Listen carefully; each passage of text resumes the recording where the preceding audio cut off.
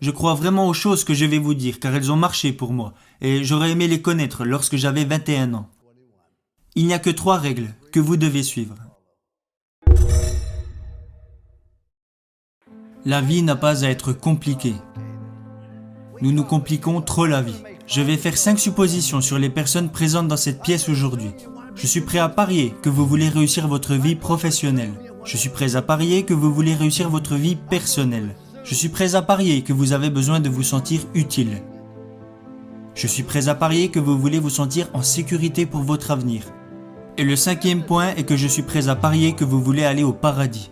Je vais maintenant vous donner un plan simple pour réussir les 5, parce que vous n'avez pas besoin de sacrifier votre vie religieuse ou votre vie personnelle pour réussir professionnellement.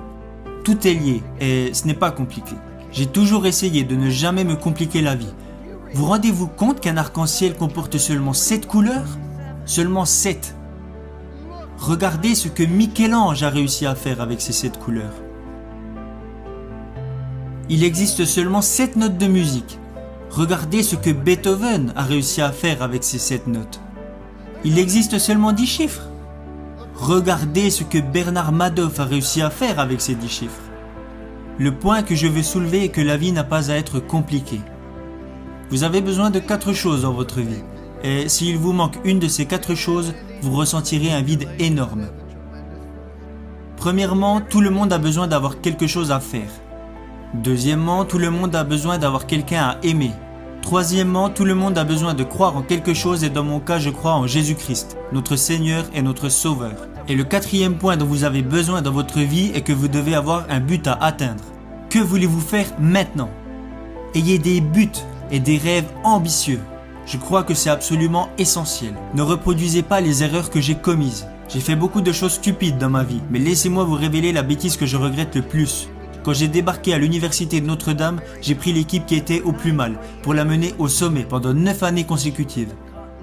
Chose que personne n'avait réalisée avant et que personne n'a refait depuis. Nous sommes arrivés au sommet et nous y sommes restés. Voilà la chose que je regrette le plus. Vous savez, il y a un dicton qui dit « Vous progressez ou vous mourrez. Soit l'arbre grandit, soit il meurt. » Il en va de même pour votre mariage, il en va de même pour votre business ou pour vous-même en tant que personne. Et je ne dis pas ça parce que je suis vieux, même si maintenant mes bougies d'anniversaire coûtent plus cher que mon gâteau. Cela est plutôt en rapport avec les efforts que vous devez faire pour vous améliorer. Nous avons atteint le top et j'ai dit nous y sommes arrivés, restons comme ça, ne prenons plus de risques. Nous avons terminé second du championnat et tout le monde a dit que j'étais un idiot. Alors que le gars qui termine dernier au concours de médecine, lui, il l'appelle docteur. Ça me semble injuste. Quand j'ai quitté Notre-Dame, je n'aurais jamais pensé entraîner à nouveau. Où aurais-je été après Notre-Dame ? Ma mère disait, quand tu quitteras Notre-Dame, tu iras directement au paradis, t'asseoir à côté du pape.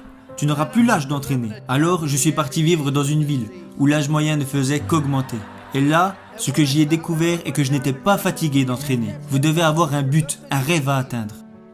Et même si vous avez déjà accompli de grandes choses, qu'en est-il à présent ? Je vais vous dévoiler un plan simple pour réussir les 5 hypothèses que j'ai faites au début de ce discours.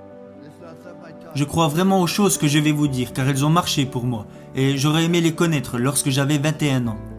Il n'y a que 3 règles que vous devez suivre. Règle numéro 1, faites ce qui est bien. Faites le bien, évitez le mal et si vous avez un doute, regardez dans la Bible. Je ne crois pas que c'est bien de retrouver le portefeuille d'un coéquipier avant même qu'il l'ait perdu. Ça s'appelle du vol, mon garçon. Je l'ai trouvé, oui, mais il ne l'avait pas encore perdu. Faites ce qui est bien.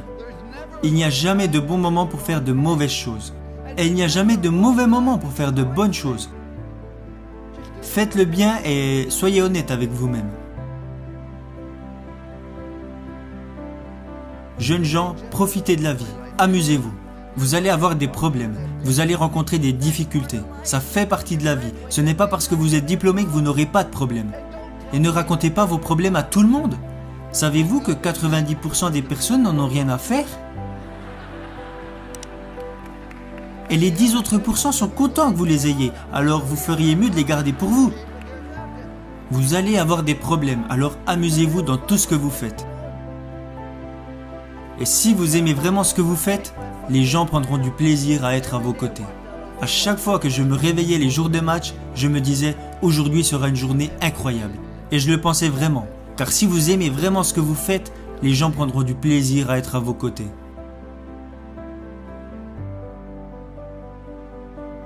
Règle numéro 2. Faites du mieux possible avec les capacités que vous avez et le temps qui vous est donné.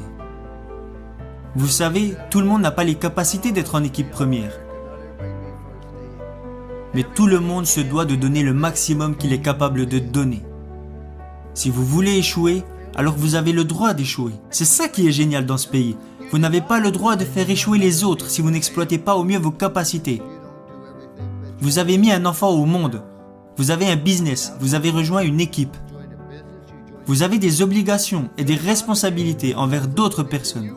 C'est pourquoi vous vous devez de donner le maximum de ce que vous êtes en mesure de donner, dans tout ce que vous faites. Ce n'est pas compliqué. Vous savez, jeunes gens, je suis né avec une cuillère d'argent dans la bouche. Je suis né à Follansbee, en Virginie occidentale. Je suis repassé à l'endroit où je suis né hier, vers 22h30. Je suis né dans la cave de ma maison, mis au monde par le docteur McGraw. Nous n'avions qu'un lit pour moi, ma sœur et mes parents. Nous avions une demi-baignoire et une petite cuisine. Et nous avons vécu dans cette maison pendant plus de 7 ans. Il n'y avait pas d'aide sociale à l'époque, nous n'avions pas de coupons alimentaires et nous n'avions pas d'argent de côté. Mais j'ai toujours eu assez à manger, parce qu'à chaque fois que je voulais me resservir, mon père me disait « Non, tu en as déjà eu assez ». Mais la raison pour laquelle je dis que je suis né avec une cuillère d'argent dans la bouche, mon père avait arrêté l'école en CM1, voilà toute l'éducation qu'il avait.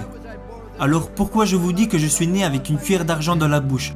C'est parce que mes parents m'ont appris que la vie est une question de choix, et qu'ils soient bons ou mauvais, ce sont vos choix qui vous définissent. Alors ne blâmez jamais les autres, car si vous recevez une bonne éducation et que vous êtes prêt à travailler dur et à surmonter les problèmes et les difficultés, alors dans ce grand pays, vous pouvez accomplir des choses extraordinaires. Voilà pourquoi je dis que je suis né avec une cuillère d'argent dans la bouche. Ma dernière règle est de montrer aux autres que vous vous souciez d'eux. Vous ne pouvez pas entrer dans une pièce et dire « Hey, je suis là, regardez-moi ». Non. Dites plutôt « Je suis là, comment puis-je vous aider ?» Ce n'est pas si compliqué. Souciez-vous sincèrement des autres, car vous pouvez impacter la vie de chaque personne que vous rencontrez par un sourire, un mot gentil ou un encouragement. Parce que vous voyez, quand vous faites de bonnes choses, les gens seront toujours plus à même de vous faire confiance. Ma femme et moi, nous sommes mariés car nous avons trouvé cette confiance en nous, et nous ne l'avons jamais perdue. Le seul moyen de vous faire confiance est de faire des choses bien. C'est ce que Dieu veut que nous fassions. Faites de bonnes choses. Le second point est de faire le maximum avec les capacités que vous avez, parce que quand les gens apprendront que vous vous êtes engagé à viser l'excellence, ils auront envie de vous suivre. Aidez les autres et souciez-vous d'eux. Parce que beaucoup d'entre vous vont avoir du succès et gagner beaucoup d'argent. Mais quand vous mourrez à la fin, à quoi vous servira-t-il? Mais heureusement, beaucoup d'entre vous vont plutôt choisir de devenir signifiants. Être signifiant, c'est quand vous aidez les autres personnes à réussir. N'est-ce pas là vraiment le but de la vie?